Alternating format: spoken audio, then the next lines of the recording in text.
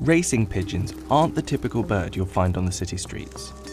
And these pedigree birds can sell for hundreds of thousands of dollars. In March 2019, Armando the racing pigeon sold to a bidder in China for over 1.4 million. So what is it that makes racing pigeons so expensive?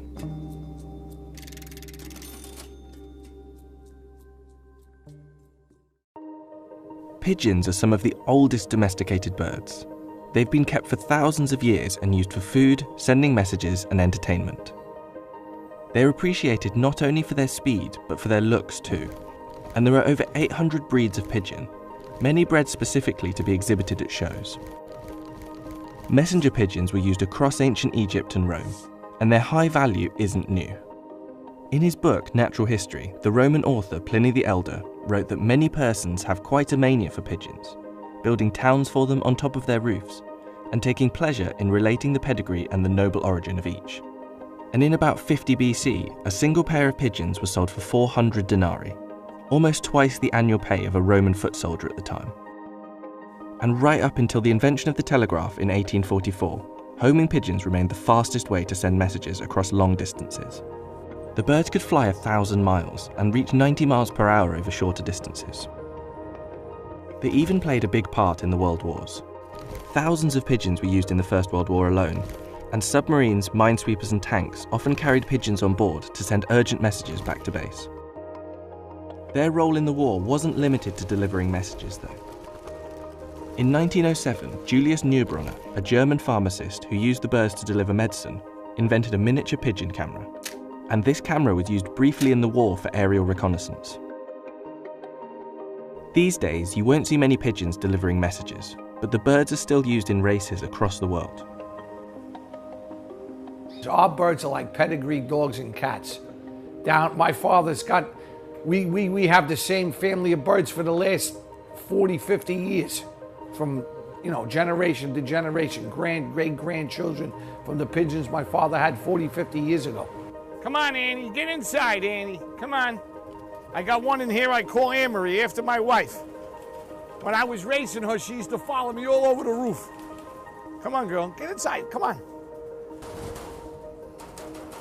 Come on. Be a good girl, listen to me. Get inside.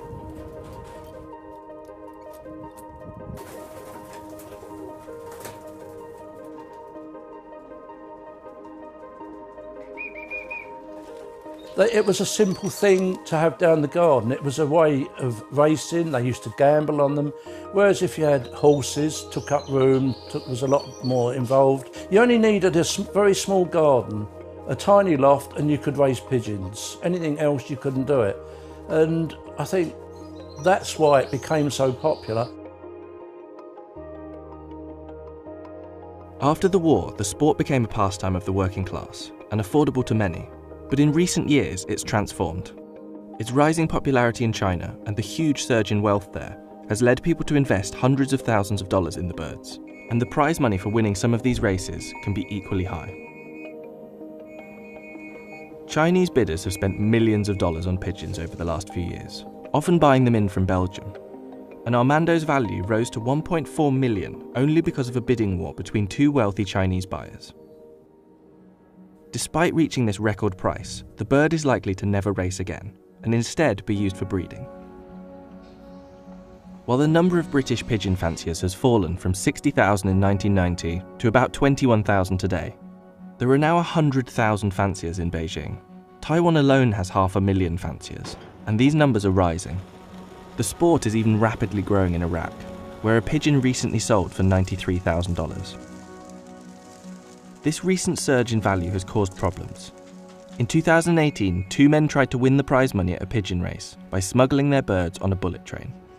And in Taiwan, 5 members of an organised criminal ring were arrested for kidnapping valuable racing pigeons and holding them at ransom. This new expensive world of pigeon racing across Asia has changed the reputation of the sport. And for those with the money to buy the prize winners, these birds are a status symbol. But for those who've been doing it for years, it's not about the money, but the dedication and love of the sport. And nobody can really tell what's going to breed a perfect pigeon. You could pay a fortune for a pigeon. I think there's one been sold in China the chances are it may never breed a decent pigeon. Who knows? Where you could buy 2 pigeons for £10 each, they hit on and they could breed you winner after winner. That's what makes it so fascinating. I mean, I had one bird, my Hall of Fame hen. She flew 1,000 miles in 3 weeks. I put her in a 200, a 250, and a 500. The best race I ever won was the 500-mile race with my Hall of Fame hen. She'd come home 9:15 at night in the dark like a bat. I'm waiting and waiting and waiting, and all I heard was the whisper of the wind. Boom, she hit the coop. I jumped out of my shoes.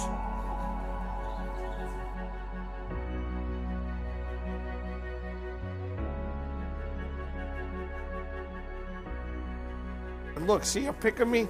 She's pecking me. What's the matter, girl? What? You love daddy, huh?